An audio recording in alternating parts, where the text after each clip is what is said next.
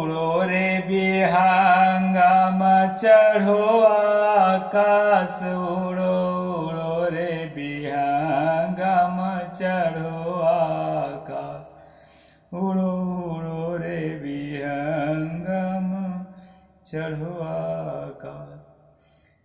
नमस्कार दोस्तों, मैं अविनाश दास रेशनल कबीर यूट्यूब चैनल में आप सबका हार्दिक स्वागत करता हूं। साथियों, यदि आप इस चैनल को सब्सक्राइब नहीं किए हैं तो सब्सक्राइब जरूर करें, शेयर करके सभी ग्रुपों में सभी साथियों तक पहुंचाएं और बेल आइकन प्रेस करें, ऑल नोटिफिकेशन ऑन करें, कमेंट जरूर लिखें दोस्तों और लाइक भी करें, ताकि जो है जन जन में तर्कशीलता को, वैज्ञानिक सोच को हम प्रसारित कर सकें और भारत को एक उन्नत देश के रूप में, सोने की चिड़िया के रूप में हमारी अगली पीढ़ी देख सके। इसलिए दोस्तों रेशनैलिटी को बढ़ाना है और रेशनैलिटी को बढ़ाने के लिए रेशनल चैनल्स को आगे बढ़ाना है, मोटिवेट करने के लिए इस रेशनल कबीर चैनल को भी आगे बढ़ाना है दोस्तों। तो मैं पहले इस गीत का अर्थ बता देता हूँ, ऐसे तो सरल है लेकिन फिर भी बता देता हूँ, फिर आज के प्रसंग पर चलते हैं। इस गीत में सतगुरु ने कहा उड़ो उड़ो रे विहंगम चढ़ो आकाश। ये मोटिवेशनल सॉन्ग है दोस्तों। हम लोगों को कहते हैं सतगुरु के उड़ो उड़ो, अपने मानसिक स्थिति को, अपने मनो ताकत को, मनोबल को इतना ऊपर उठाओ कि पूरा आकाश तुम्हारे बस में हो जाए, पूरे अंतरिक्ष पर छा जाओ, ऐसा सतगुरु कह रहे हैं। इसका मतलब ये नहीं है कि आकाश में कोई स्वर्ग लोक बना हुआ है, वहाँ जाके जो है भक्ति करके और भगवान के पास बैठना है, हलवा पूरी खाना है। इसका ये अर्थ नहीं है दोस्तों। इसका अर्थ है वैज्ञानिक सोच को विकसित करो और अपने आप को इतना महान बनाओ, इतना ऊंचा उठाओ कि जो है दुनिया के लोग भारत देखने के लिए इसीलिए आए कि यहाँ के लोग कितने महान होते हैं। इसका मतलब है दोस्तों, ये आएगा एजुकेशन से। बच्चों को खूब पढ़ाएं, खुद भी पढ़ें, जिसके पढ़ने को उम्र बचा है। मैं 50 का हो गया हूँ लेकिन अभी पढ़ना खत्म नहीं किया हूँ। अब यह अलग बात है कि हम एग्जाम पास करने के लिए नहीं पढ़ते हैं, लेकिन पढ़ते हैं दोस्तों। अभी मैं आपको सुनाऊंगा कबीर और रामानंद। आकाश हम क्यों नहीं उड़ पा रहे थे और अंतरिक्ष में हमारा जो है भागीदारी, हमारा रिप्रेजेंटेशन क्यों नहीं था। इसका बारीकी से खोज करेंगे तो आपको पता चलेगा कि हमें शिक्षा से दूर कर दिया गया था और शिक्षा से दूर होने के कारण विज्ञान से बहुत दूर चले गए थे। तो कैसे हम चंद्रयान उड़ाते, बिना विद्या के नहीं होता दोस्तों। ये सब ताकत से होता ना, तो पहले के गामा पहलवान और कौन कौन पहलवान पहले चंद्रयान में उड़ के चले गए होते। कल्पना करने से नहीं होता है। तो इसलिए दोस्तों एजुकेशन पर बहुत ज़्यादा जोर देना चाहिए। पहले एजुकेशन में रोक लगा हुआ था। कल मैंने बताया था आपको कि अपने ही विद्यार्थी को संस्कृत पढ़ने के कारण हत्या कर दी जाती थी। यदि वो गीता वीता पढ़ने लगा तो भर्ती तो करना शुरू कर दिया था बाभन सूत्रों को, लेकिन यदि इनके कहे अनुसार शुरू करा था कि नहीं वो मैं नहीं जानता। मैं तो यही मानता हूं कि 1848 के पहले नहीं शुरू किया गया था। लेकिन ये कहते हैं कि हमारे गुरुकुल में ओबीसीओं को, एससीओं को भर्ती करते थे और पढ़ाते थे। तो इन्हीं के अनुसार मैं कहता हूं, अगर पढ़ाते थे तो करते क्या रहे दोस्तों, अगर संस्कृत पढ़ने का कोशिश किया तो उसके गर्दन काट दिया जाता था, जिभ्या काट दिया जाता था। अभी भी देखो ना, रामचरित के चौपाई पर थोड़ा सा व्याख्या कर देने के कारण जो है वो कौन कौन बाबा जो है स्वामी प्रसाद मौर्य का जिभ्या काटने के लिए और वो चंद्रशेखर राय का गर्दन काटने के लिए सुपारी देते थे, इतने करोड़ देंगे, उतने लाख देंगे। तो ये लोग जो है ना अपनी किताबों को अपने तक सीमित रखने चाहते हैं, दूसरा ना पढ़ने पाए। अब पढ़ेगा तो पोल पट्टी खुलेगा ना कि कितना वहाँ षड्यंत्र और साजिश लिखा हुआ है। तो इसी तरह से दोस्तों कल के किताब में, कल के स्ट्रीम में मैंने पढ़ करके बताया था कि स्वामी रामानंद जो है अपनी परंपरा को फॉलो करते थे, अपने ट्रेडिशन को फॉलो करते थे, जिसमें जो है शूद्रों को पढ़ने की कोशिश करने पर उनको मार डालने की बात कही गई थी। और वो जो है कभी किसी शूद्र को अपना शिष्य बना करके अपने गुरुकुल में नहीं पढ़ाया। ये कहना झूठ है कि रैदास को पढ़ाया, कबीर को पढ़ाया तो फिर उनको अनपढ़ क्यों कहता है? वही प्रोफेसर मैं तो कल कई दिन से सवाल उठा रहा हूं कि अगर पढ़ाया था तो फिर वो अनपढ़ कैसे रह गए, और नहीं पढ़ाया था तो फिर क्या करने के लिए वहां गए थे? क्या झाड़ू पोंछा बर्तन करने के लिए गए थे? उसको शिष्य बनाना थोड़े कहा जाता है, उसको तो नौकर बनाना कहा जाता है। तो झाड़ू पोंछा के लिए अगर वो बुलाए होंगे तो इसलिए जो है ना हमें निष्पक्ष होकर बात को समझना है। इसमें जो है साफ शब्दों में कल मैंने बताया था, शूद्रस चतुर्थ वर्णो एक जातिर्न न संस्कार मरहति। शूद्र जो है एक ही बार जन्म लेने वाला है। जन्म तो बाभनो एक ही बार लेता है, लेकिन जो जनेऊ पहराते हैं ना उसको दूसरा जन्म माना जाता है। तो जनेऊ नहीं पहरेगा, जनेऊ पहनने का मतलब है एडमिशन लेना, उस दिन से पढ़ाई चालू होती है। तो पढ़ाई इसको किस्मत में नहीं लिखा है, जन्म जन्म का पापी है, इसलिए इसको मत पढ़ने दो। ये जो है इनका सिद्धांत है दोस्तों, और इसी सिद्धांत को जिंदगी भर मरते दम तक रामानंद बाबा पालन करते थे, फॉलो करते थे। उन्होंने कभी किसी रैदास को, किसी पीपा को, किसी नामदेव को, किसी संत कबीर को अपना शिष्य नहीं बनाया। आगे चलते हैं दोस्तों, कल कहाँ तक पहुँचे थे, थोड़ा बचा है उसको मैं पूरा कर देता हूँ। बादरायण के ब्रह्म ज्ञान ने धर्म सूत्रकर्ता गौतम की कठोर आज्ञा को नरम करना तो अलग, आदर्श वाक्य बनाया। जो ब्रह्म ज्ञान, जो बादरायण जो धर्म सूत्र लिख रहा था, जिसका जो है ये लोग प्रस्थान तरई लिखते हैं, तो दोस्तों उसने गौतम के कठोर वाणियों को नरम नहीं किया, बल्कि उसको अपना आदर्श माना। और उसका वाणी क्या है मालूम?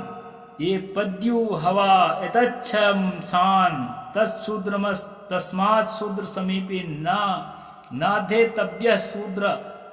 ये है, इसका अर्थ होता है उसके समीप वेद अध्ययन नहीं करना चाहिए, शूद्र को ज्ञान नहीं देना चाहिए, उसको शिक्षा दीक्षा नहीं देना चाहिए। इस बात को जो है बादरायण जो धर्म ब्रह्म ज्ञान बता रहा था, एको ब्रह्म द्वितीयो नास्ति, उसको जो है शूद्र और ब्राह्मण द्वितीयो दिख जाता था, और एको ब्रह्म द्वितीयो नास्ति का ढोंग करता था। तो दोस्तों यहाँ पर जो है गौतम की आज्ञा को उसने जो है अपना आदर्श वाक्य माना। इसके बाद चलते हैं दोस्तों, फिर क्या होता है। शंकर के सारे अद्वैतवाद ने गौतम के इन्हीं क्रूर पंक्ति है, एक वज्राक्षर भी विचलित करने की हिम्मत ना की। रामानुज के दादा गुरु, परदादा गुरु, नगर दादा गुरु स्वयं अति शूद्र थे। मैं 3-4 दिन पहले आपको बताया था कि आलवार संतों ने भक्ति की परंपरा निकाली थी, जिसको वैष्णव धर्म या भागवत भक्ति कहते हैं ना आप लोग, इसको आलवार संतों ने निकाली थी। आलवार दक्षिण भारत के संत होते थे, जैसे उत्तर भारत में जिसको आप दलित कहते हैं, उसी कैटेगरी के लोग थे।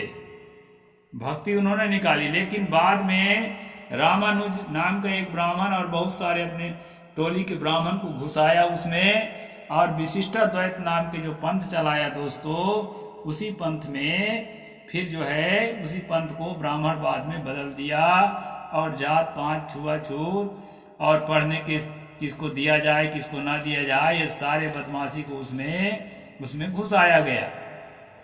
ये इतिहास है देश का।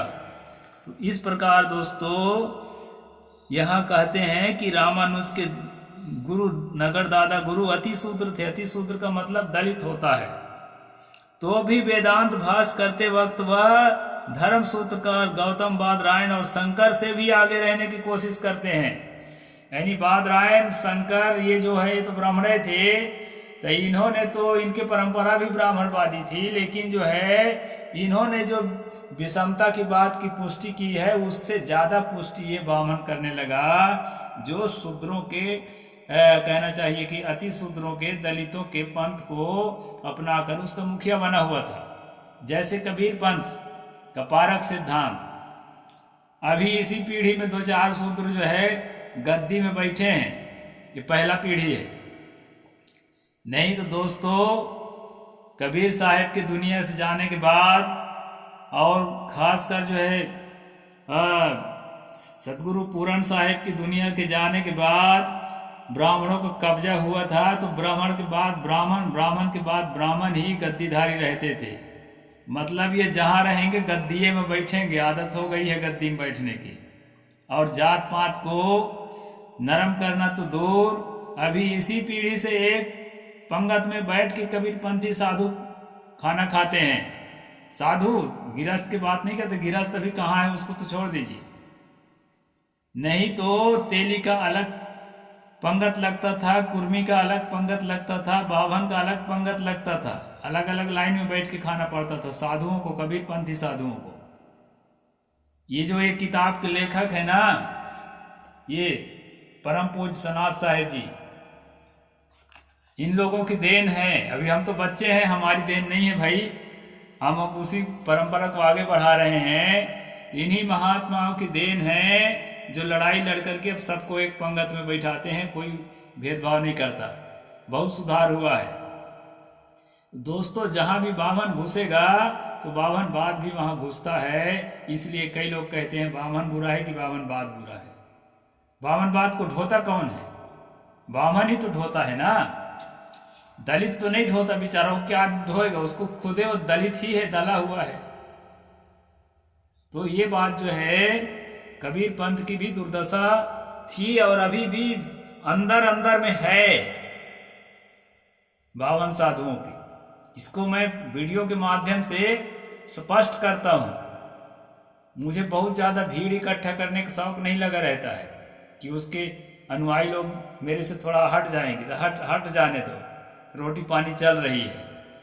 तो इस प्रकार से है दोस्तों, यह जो रामानुज हमारे परंपरा में, हमारे शूद्रों के परंपरा में घुसा और जो है क्या काम किया, श्री भाष्य से लिख करके, और श्री भाष्य से जो है प्रस्थांतरय जो कल में बताया था, ब्रह्मसूत्र पर, गीता पर और वेदों पर जो है एक उपनिषदों पर एक वो लिखते हैं भाष्य, और अपने सिद्धांत को उसके अनुरूप साबित करते हैं।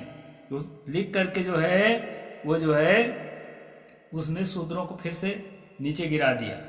धर्म शास्त्रकारों एवं स्मृतियों के लेखकों पर व्यंग करते हुए प्रसिद्ध विद्वान भगवत शरण उपाध्याय जी लिखते हैं, मनु, याज्ञवल्क्य, वशिष्ठ, विष्णु, शंख, लिखित, नारद और बृहस्पति सभी ने अपने मंत्रपूत वाणी से मेरी सुकाट गर्दन नापी है, मेरी अर्थात शूद्र की। इस बहती गंगा के सभी ने अपने हाथ धोए, मेरे शूद्रों के संबंध में कोई न कोई कथा गढ़ी, कोई न कोई कहानी काल्पनिक लिख करके साबित करने की कोशिश किए कि जो है शूद्र सचमुच जो है भगवान द्वारा नीच ही बनाया गया है, इसलिए इसको निम्न स्तर के ही व्यवहार मिलना चाहिए, पढ़ने लिखने का, ऊपर उठने का अवसर नहीं मिलना चाहिए। इस घोर ब्राह्मणवादी विचारों को खुलकर समर्थन करने वाले, इस सारी किताबों की बात मैंने बताया है दोस्तों, इनको खुलकर समर्थन किया कौन? स्वामी रामानंद अपने किताबों में। अभी किताबों को पढ़ के मैं सुनाया हूं अंशों को पीछे, उन किताबों में इस बदमाशी का खुलकर समर्थन करने वाले रामानंद को महान उदार की संज्ञा देने वाले विद्वानों की बुद्धि चिंत्य है, सोचने योग्य है। जो कबीरपंथी विद्वान ये लिखते फिरते हैं और भाषण करते फिरते हैं कि स्वामी रामानंद तो बड़े उदार थे, चमार भंगी सबको जो है अपना चेला बनाते थे और ज्ञान देते थे। उन लोगों को इस बात को सोचना चाहिए।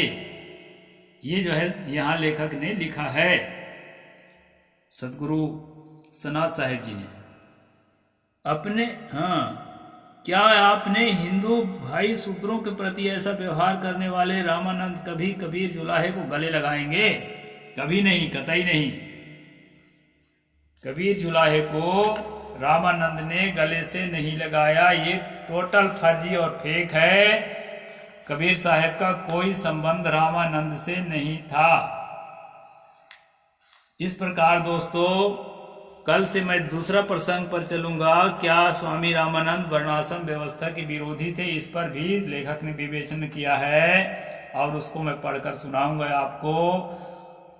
पूरा सुनने के लिए आपको बहुत बहुत धन्यवाद। फैलाएं जरूर, ताकि हमारे जितने भी हमारे यानी कि हम कहना चाहिए कि हमारे जिनको नीच माना गया है ना, ये लोग समझें तो कहाँ से ये नीचता के जो है इसके बीच कहाँ है।